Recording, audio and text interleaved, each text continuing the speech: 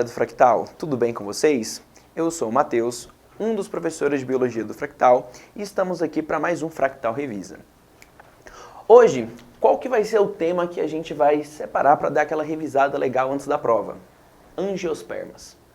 Angiospermas, vocês têm que lembrar lá da filogenia dos grupos. Não é porque vai cair angiospermas que vocês não têm que lembrar das outras coisas que nós já estudamos. Então lembra lá. Começamos nas briófitas, depois pteridófitas, gimnospermas e agora estamos lá, opa, angiospermas. As angiospermas, elas carregam muitas características que são compartilhadas junto com gimnospermas e pteridófitas, como por exemplo os vasos condutores, mas o foco que vocês devem ter para essa prova são as novidades evolutivas do grupo. Quais são as principais? Flores e frutos. Qual a importância de uma flor, qual a importância de um fruto para que essas plantas conseguissem atingir basicamente a dominância das plantas do nosso planeta? O número de espécies de angiospermas é muito superior à de briófita, pteridófita e gimnosperma juntos. E isso se deve basicamente a essas duas estruturas. A flor, ela funciona como um atrativo. Atrativo para quem? Para os animais polinizadores. Esses polinizadores aumentam a eficiência da reprodução delas, tendo em vista que uma abelha, por exemplo, pega o pólen de uma planta, acaba levando para outra, e aí faz a fecundação cruzada, que aumenta a variabilidade genética. Outra coisa importante, se você tem um animal que vai pegar o pólen de uma flor e levar para outra, isso é muito mais eficiente do que a polinização que acontecia lá nas gimnospermas, a polinização anemófila, lembra? Onde o vento tem que levar o grão de pólen, e aí é muito da sorte. Aqui não, aqui a precisão aumenta absurdamente, o que faz com que essas plantas tenham uma capacidade de reprodução muito maior, muito mais eficiente. Do ponto de vista dos frutos, isso está mais ligado à dispersão das sementes, porque vejam só, depois que a flor fecunda, né, você tem lá o grão de pólen que vai produzir o tubo polínico, depois você vai ter o mecanismo da dupla fecundação, onde um dos núcleos espermáticos que está descendo ali no tubo polínico vai fecundar a oosfera e o outro núcleo espermático vai fecundar os dois núcleos polares, dando origem ao embrião, o endosperma e, consequentemente, a semente. Essa semente, ela, em alguns casos, vai ficar envolvida por um fruto carnoso, um fruto suculento, um fruto que atrai seres dispersores, que vem em busca daquela nutrição, daquele açúcar, uma manga, por exemplo. Só que, na hora que esse animal vem comer o fruto, muitas vezes ele acaba jogando a semente fora. Por quê? Porque a semente, ela é protegida. A semente, geralmente, ela não é muito palatável. Por exemplo, quando você vai comer a manga, aquela semente ela é muito ruim de se alimentar com ela. Ela tem aqueles fiapos, ela é dura, então geralmente a gente come o que interessa e joga a semente fora. E é aí que está a grande vantagem. Porque ao jogar a semente fora, você está semeando novas plantinhas por aí. Você está aumentando a eficiência dessas plantas de se dispersar no planeta. Então isso é muito importante. Ou seja, flor e fruto vai estar muito ligado aos animais. As angiospermas tiveram esse sucesso graças aos animais, à interação dos animais. Isso é muito importante. Outra coisa, quando a gente fala do ciclo de vida dessas plantas, você tem diversas semelhanças com a questão das gimnospermas que nós vimos anteriormente, porém, eu deixei aqui marcado de forma especial o mecanismo da dupla fecundação, que eu acabei de dizer. Esse mecanismo da dupla fecundação é algo característico das angiospermas também. E não se esqueça que a dupla fecundação vai dar origem ao embrião e ao endosperma, que é a reserva nutritiva para o embrião. E essa reserva nutritiva vai ser triploide, 3 N's, ok? Então, endosperma triploide e o embrião diploide. Tudo bem?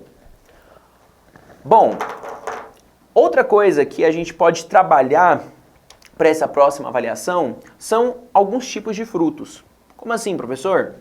Nós temos algumas categorias de frutos. Nós temos os frutos carnosos, que foi o que eu havia dito para vocês, aquele carnoso, suculento, aquele que tem uma grande reserva, que atrai de verdade os animais. Nós temos também aqueles frutos que são frutos secos, e aí você não vai ter uma atratividade, a planta vai utilizar outros mecanismos para dispersar as sementes, o que nós conhecemos como autocória, por exemplo, entre outros aspectos, como por exemplo, se a gente for pegar os pseudofrutos, um caso clássico é o do morango. Quando você se alimenta do morango, aquela parte suculenta, carnosa, não é o fruto verdadeiro, porque o fruto verdadeiro é oriundo lá do ovário. Só que o que desenvolve, o que fica gostoso no morango é o receptáculo floral. Na verdade, o fruto está naqueles pontinhos que ficam em volta.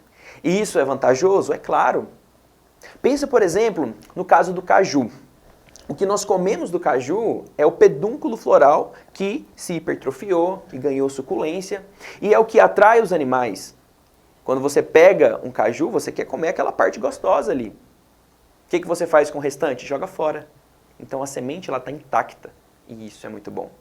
Caso algum indivíduo, por exemplo, nós pegamos aquele carocinho lá do caju, quebra ele para tirar a castanha, você está inutilizando a semente. E aí não teve sentido algum. Tá bom? O que eu dou de conselho para vocês é o seguinte: pega o material que a gente trabalhou essa semana, revisa ele, anota os tópicos, certo? Pega a lista obrigatória, a gente vai fazer uma questão marota aqui agorinha. Tenta fazer a lista. Caso tenha alguma dúvida, anota, não deixa passar. Vai lá na aula, tenta revisar, qualquer coisa aparece no plantão para a gente ter a tarde inteira para trabalhar, certo? E é isso. Vamos fazer a questão? Bom, a questão número 2 da lista de vocês é uma questão muito interessante. Vamos ler. Um pesquisador realizou um experimento com flores de uma espécie de tomateiro. Ele dividiu as plantas em 2 lotes. No lote 1, as flores ficaram expostas, sem nenhuma cobertura. Vamos anotar isso que é importante. Então, no lote 1, sem cobertura. Beleza. No lote 2, cada flor foi coberta com gaze, porosa e opaca, de forma que as abelhas podiam pousar sobre a gaze, mas nunca sobre a flor. Então, olha só que importante. No segundo lote, eles colocaram a cobertura porosa sobre as flores.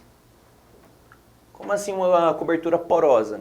A gaze, ela deixa espaço, é como se fosse uma telinha. Então o animal vai conseguir ver, vai conseguir sentir o cheiro, mas não vai conseguir chegar lá. Então, cobertura porosa sobre as flores. Maravilha, vamos continuar. O número de abelhas que visitaram as flores dos 2 lotes foi contabilizado durante um determinado período de tempo. As flores continuaram cobertas até o início da formação dos frutos. Como resultado do experimento, obteve-se que o número de abelhas que visitou as flores do lote 1 foi significativamente maior do que o número de abelhas que visitou as do lote 2. O pesquisador notou ainda que no lote 2 foram formados poucos frutos, e que estes eram menores e com menor número de sementes quando comparado aos frutos da planta do lote 1. Aí a imagem ilustra que no lote 1 você teve um tomate ali que cresceu bastante, que tem muitas sementes, e no lote 2 ele está pequenininho e com pouquíssimas sementes. Aí vamos para a pergunta: qual o papel das abelhas na formação dos tomates? Peraí, a abelha é um polinizador. Um polinizador, ele pega o grão de pólen da parte masculina, lá das anteras, e leva para o estigma, lá para o gineceu, para a parte feminina. Ou seja, graças a essa polinização, você tem a fecundação, que consequentemente vai dar origem à semente. E essa semente depois vai fazer com que o fruto possa crescer mais. Então, no caso das abelhas, não se esqueçam, elas atuam como polinizadores, porém, não são os únicos. Você tem, por exemplo, moscas, que são excelentes polinizadores também. Você tem morcegos, que são ótimos polinizadores.